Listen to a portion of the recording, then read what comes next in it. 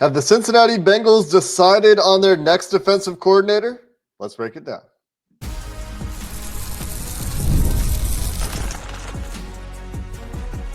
You are Locked On Bengals, your daily Cincinnati Bengals podcast. Part of the Locked On Podcast Network, your team every day. What up, Bengals fans, and welcome to another episode of the Locked On Bengals podcast. I'm Jake Liscow, he's James Rapien, and we are your hosts, and we are Locked On Bengals on the Locked On Podcast Network, covering your team every day. Shout out to the everydayers out there that don't miss an episode.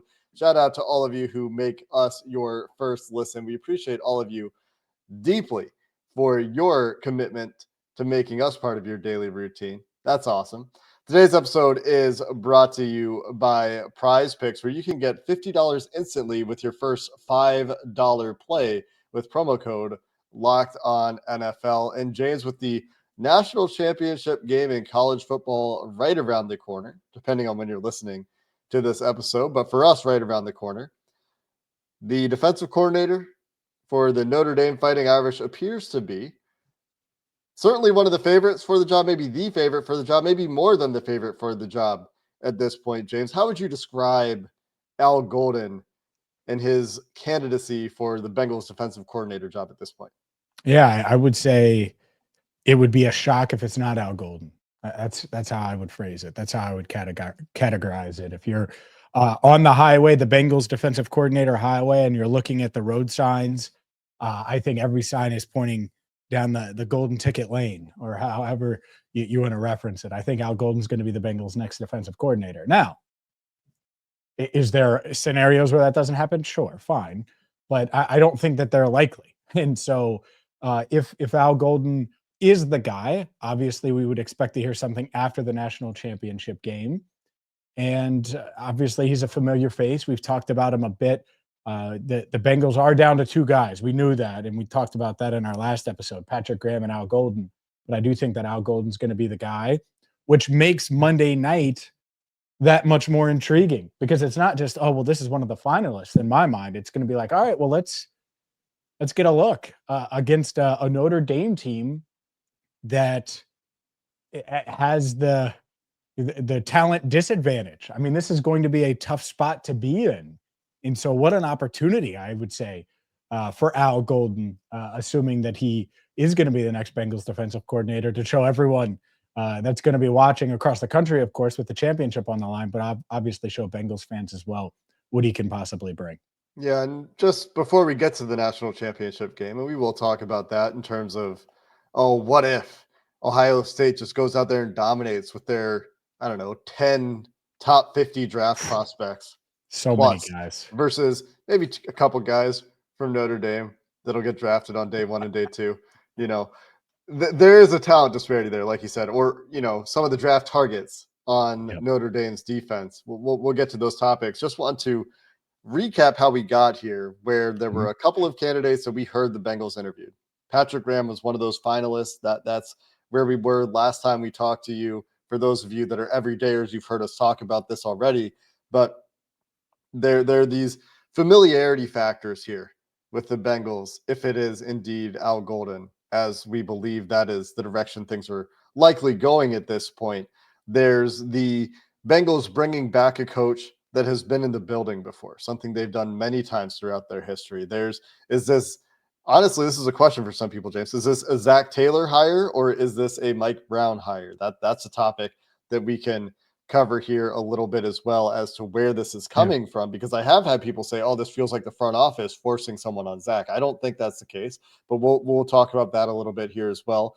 And the pros and cons of going with that familiarity hire and not casting a wider net, and not going for the Robert Salehs or Dennis Allens or whatever coach out there with a Matt Eberflus, whatever coach out there has that recent head coaching pedigree to find the next Steve Spagnuolo. That's not the direction they're going here with Al Golden, although I don't know what Al Golden's NFL head coaching prospects look like. Maybe he sees this as a step on that path. It's not one of the coaches that, like Spagnuolo, has tried to be a head coach. It didn't work out. Now he's probably going to be pigeonholed as a DC for a while. But there's a lot there to get through when we think about the familiarity and where this impetus to and direction to go with Al Golden is coming from for the team. Yeah, I would say this. I would be shocked if, how do I describe it? I got to be not careful, but I got to be selective here. No, I don't. I think this is a Zach hire. I do. I think Zach Taylor is in on Al Golden. I think that's where it's coming from. I think that, yeah, you're reasonable to question or to ask the question. And I think that fans are as well, because I'm not sure. He's not here anymore, whatever. I'm not sure that Zach was all in on Frank Pollock necessarily. Right. I think that the front office knew that he was a really good offensive line coach. Zach hung with Jim Turner after a year where it felt like Jim Turner was a bust to begin with. And by the way, almost got Zach fired, I would say. And so the Bengals, I not that they said, hey, this is going to be your offensive line coach, but I think they might have nudged Frank on Zach a little bit, maybe a little bit, right? I don't get that vibe here at all. I think it's sort of the opposite. It's like Zach is comfortable with Al Golden, has watched Al Golden probably grow a bit as a coach, or maybe this has been discussed for years. I think what's interesting is like from Lou Anarumo to go where he was a couple of years ago, where it felt like there was a point where it felt like he was going to be the next head coach of the Arizona Cardinals. Beat up Brian Callahan, became a finalist, and then it got weird, and they met with Jonathan Gannon during Super Bowl week, and then suddenly, boom, Gannon gets the job. And by the way, they got fined for that. I think, did they get docked the draft pick? I know they got fined for it, but it was one of those things where Lou was a finalist. So Zach had to have a plan because it was really close to Lou being gone anyway, a couple of years ago. And so I do wonder if that's when this started. When Zach's like, oh, well, Al for 2 years was here. We know what he did. He just picked up another year of college defensive coordinator experience at Notre Dame. Well, now he's got 3 years. Now he's got even more time. Now he's coordinating a defense that's one of the best in the country, and a big reason why the Fighting Irish are playing on Monday night. And it's a tall order for them against Ohio State, and we can get into that. But regardless, a big reason why Notre Dame is here and in the national championship game is what they are getting from their defense and what they're getting from Al Golden. So I think that Zach clearly comfortable with whatever conversations he's had with Al. And that is a big factor that has led to this point where he is without a doubt a finalist for it. And like I said, I expect him to get the job at some point this week. And what was a quote from Al Golden when he was on the podium ahead of the national championship game? At the end of the day, when asked about his interest in being an NFL or Bengals DC specifically, this is not the time or the place. This is about the kids. There's always time to reflect on all that after the season. That is a quote that you give when you are on your way out and you're trying to go out the right way and focus on the task ahead of you for a little bit more time. Yeah, he also said all of that other stuff, we'll deal with that in the future. Yeah. So he didn't say, I'm not going anywhere. No. Didn't say. And by the way, I think that the Bengals and Zach, and why it's been so quiet, because that's been part of it, right? It's like, why is it so quiet? They want to respect that Al Golden is trying to win a national championship. Mm-hmm. He's trying to bring a national title to Notre Dame. Can you imagine if they were to upset Ohio State, what that would mean? And so keeping the focus there is of the utmost importance. At the same time, as ironic as it is, Al Golden was the one entertaining the Notre Dame DC job 3 years ago when the Bengals were going on their Super Bowl run. Mm-hmm. That was the same. So it's funny how the tides turn, how the paths cross, and we'll see what happens on Monday night. But yeah, it is. Those quotes are pretty telling, I would say. Yeah, it's not a denial in any way, shape, or form. Not even a little bit. I do want to touch on the familiarity aspect and the pros and cons there again a little bit. We talked about it when we were discussing the finalists in our last episode, but with the signs pointing the way they're pointing, I think that is worth going back to. So we'll circle back to that topic of familiarity and how the Bengals conducted this search coming up next. Growing your small business in 2025 comes down to how well you can hire, and hires start with getting those best insights into your candidates that you can. And that's where LinkedIn comes in. It gives you the strongest hiring data available and helps you identify the right candidates, giving you the confidence to make the best decisions for your business. And it's a game changer when it comes to finding the right fit, something the Bengals certainly could have used on their defense in the last couple of years and, well, generally throughout the draft. But we know that small businesses are wearing a lot of hats, and so does LinkedIn. And that's why they make hiring so straightforward and connect you with the best candidates using that data you can't find anywhere else. 72% of small businesses say LinkedIn has helped them find high quality candidates for jobs. Hire smarter this year and find your next great hire on LinkedIn. You can post your job for free at linkedin.com/lockedonnfl. That's linkedin.com/lockedonnfl to post your job for free. Terms and conditions apply. Today's show is also brought to you by PrizePicks. PrizePicks is perfect for playoff time because you want to make the most of these final weeks of football action, and that's where PrizePicks comes in. If you love football and you want a chance to win real money while watching the games, PrizePicks is the place for you. It is the best way to turn your sports opinions into cash with daily fantasy player projections. With PrizePicks, you simply pick more or less on player stats like total passing yards, rushing touchdowns for a shot to win up to 1,000 times your money.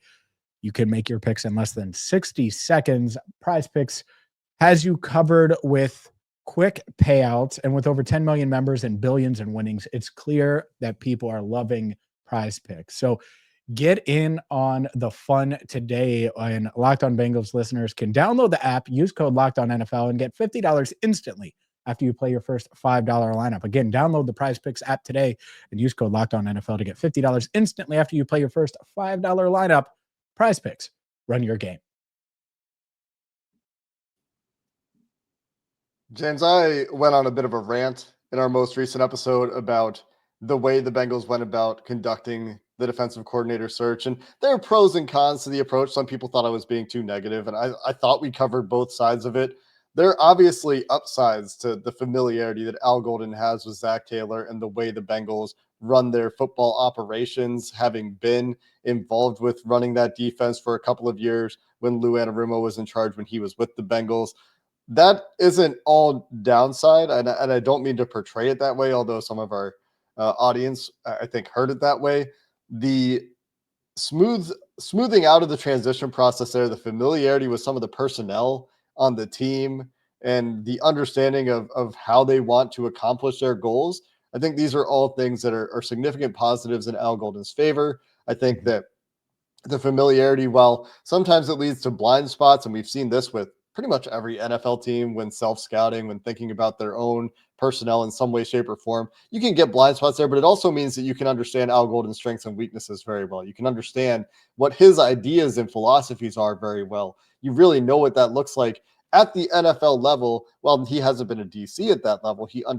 Zach Taylor will understand how Al Golden wants to go about running a defense in the NFL, even though he's coming from the college ranks, which is always a question when you're going from college DC to NFL DC. And is a question, don't get me wrong, for Al Golden, who will not be able to go as man heavy in the NFL as he does in the college ranks, where that's a big tenet of that defense at Notre Dame. So there are all these positives. And then, like I said in our last show, James, there's also this is the way the Bengals have done things in the past, or bringing back another coach that's been here in the past. And there are negative feelings, I think, associated with that, because it hasn't always gone well for this team in the past. And it feels like maybe they're not doing their due diligence in some ways, where really we don't know if that's the case, but that is certainly how I think it can very easily feel on its face. Yeah, it can. And I think the only way to truly know, unless you give the powers that be, Zach Taylor and company, truth serum, is to get call records and see who they talk to. I mean, I think that's such a factor. I mean, you mentioned LinkedIn, and as valuable as LinkedIn is to all of our listeners and to us and to anyone that's operating a small business, you can't go there if you're Zach Taylor to get the good, bad, and indifferent on Dennis Allen, and if he'll be a good fit, or Robert Saleh, or insert whoever. What I think is interesting is when we talked about those guys, obviously salary is always going to be brought up with the Bengals. But Al Golden, it's not like he's making $1 million with Notre Dame. They're going to have to pay. I would imagine around 2.5 million. Lou was reportedly around 1.5. And that's what Al's making on average per year with Notre Dame. So I would imagine at minimum, he's taking the same money. 2.5 is what Golden is making at Notre Dame on average. Yeah. Yeah. And so at minimum, he's taking the same. And so that element is interesting too, because if you're getting the Bengals powers that be that to pay that, then clearly they believe in him and they believe that he's in that realm. And so the interesting or the question that we'll have for Zach, assuming that Al gets the job, one of the many is, well, how many conversations did you have with him about adjusting to life, getting back into the NFL and making sure that defense translates and the adjustments and the current roster and all of those things? Because all of these defensive coordinator candidates, regardless of how big of a name they are or not, they need to maximize what the Bengals have. What's the plan for Myles Murphy? What's the plan for Dax Hill? What's the plan for DJ Turner and Jordan Battle? And is it going to be an overhaul? Because I think just going way back, and it goes without saying, partially because they stunk when Zach got here from a roster standpoint. But I think very early on, Zach went to Mike Brown and the Bengals front office and was like, hey, we gotta get some guys in here. It's going to take a little time here for me. I don't have the guys. And I'm sure Lou might have felt that way in recent years. Like, I don't have the guys. So how does the Al Golden or any of these guys that they've talked to, how do they view this roster and this defense? I do think that is a big question, because you can't just get rid of everyone. You're going to have to maximize some of these guys to get the most out of the Bengals defense in 2025 and be a contender again. And I think that is part of Golden's track record. It's not like this is a defense for Notre Dame that's loaded with 5-star talent. Like, Notre Dame can recruit, don't get me wrong. This isn't a school that has issues and is like a small school. This isn't like Cincinnati when Luke Fickell was running the team back in the day with Sauce Gardner on the team, and they're clawing their way into the college football championship. Hey now. I'm just saying it's not like that. They're different programs. Nobody's comparing the ability for UC to recruit to the ability for Notre Dame to recruit. What was that? I'm not taking a swing. This is just the way the world works, man. This is just an objective analysis of Notre Dame. Sauce is the best defensive player on Notre Dame if he was there. Let's just be honest. Absolutely, which tells you about Notre Dame's defense right now and what Al Golden is doing there. I'm just talking about the ability. I'm not saying they're scrubs, is all I'm saying. But Sauce was not a guy that was like, he wasn't the highly recruited guy, right? That's how he ends up at UC. He wasn't being, and this was before the transfer portal stuff that exists now. And they did a great job. Honestly, it's ages ago. It's ages ago. Yeah. I mean, totally different era of college football. Regardless, the point I'm trying to make is that despite the ability to recruit, this is a team, like we said at the beginning of the show or earlier in the show, Ohio State has somewhere around 10 top 50, top 60 players in this draft. Maybe that's a little bit high, but they have a whole lot of players that are going to be drafted on day 1, day 2. Notre Dame, and Dame Brugler's mock that he just did, has 2. And that's both defensive players, Xavier Watts, the safety, and I think that's a big name that we'll be talking about, and Benjamin Morrison, who is the corner that could have been a first-round pick, maybe still will be a first-round pick, had a hip injury that took him out for the rest of the season. 2 players picked at the back of the second round, 61 and 64. And Ohio State has 1, 2, 3, 4, 5, 6, 7 players in Dame's first 2 rounds. It's telling you a little bit of something about the talent disparity here. But Al Golden has gotten a lot out of that defense. Despite having a bit of a lower pedigree of player than the Ohio States and Georgias of the world in terms of the recruits that they've been able to bring in.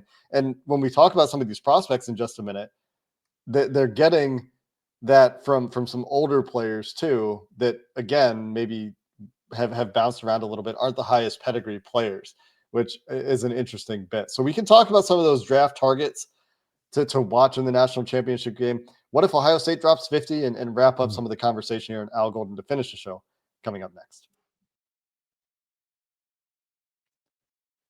Whether it's the national championship game, whether it's the rest of the NFL playoffs, you can get on all the action with FanDuel. FanDuel is America's #1 sports book, and it is going to make life so much easier on you as you try to wager on all of these games.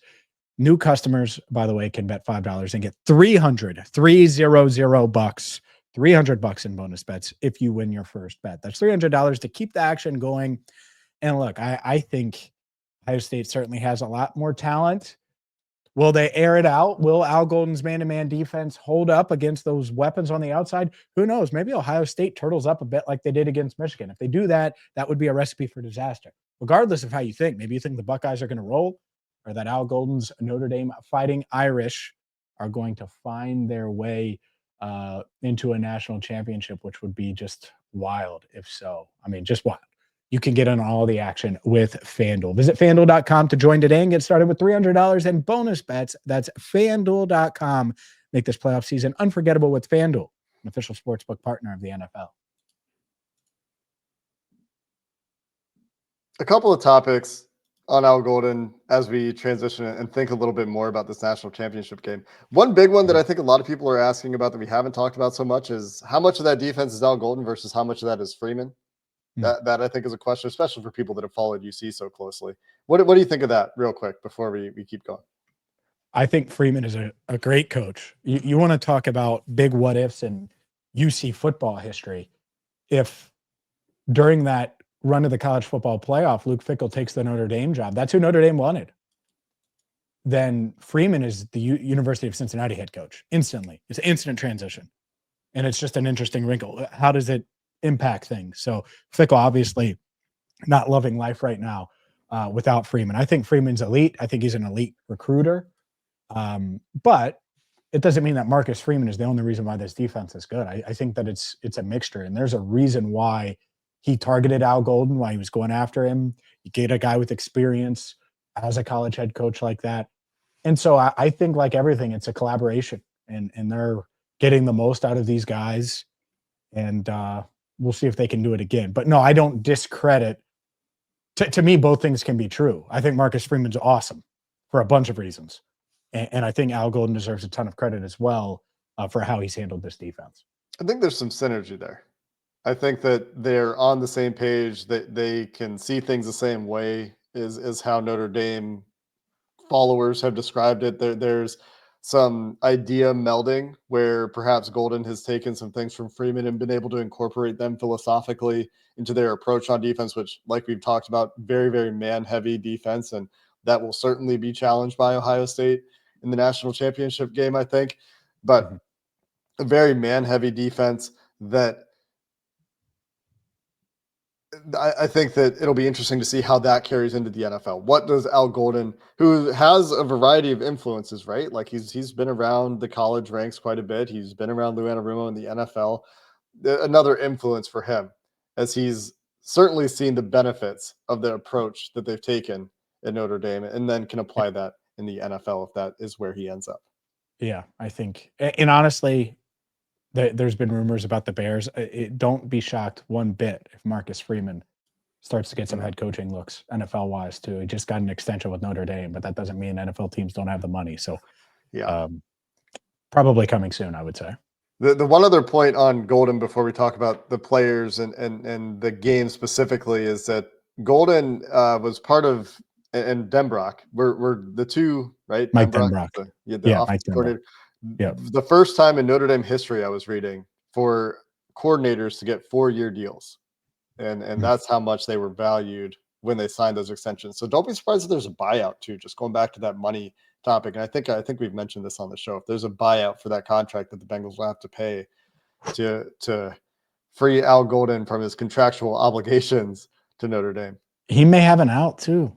You know, a little birdie said that the house is still, he's still got his house in Cincinnati. He might have an out to come back to Ohio specifically or something, where you never know how these contracts work, man. How about that? After we joked about that, I was like, there's no way.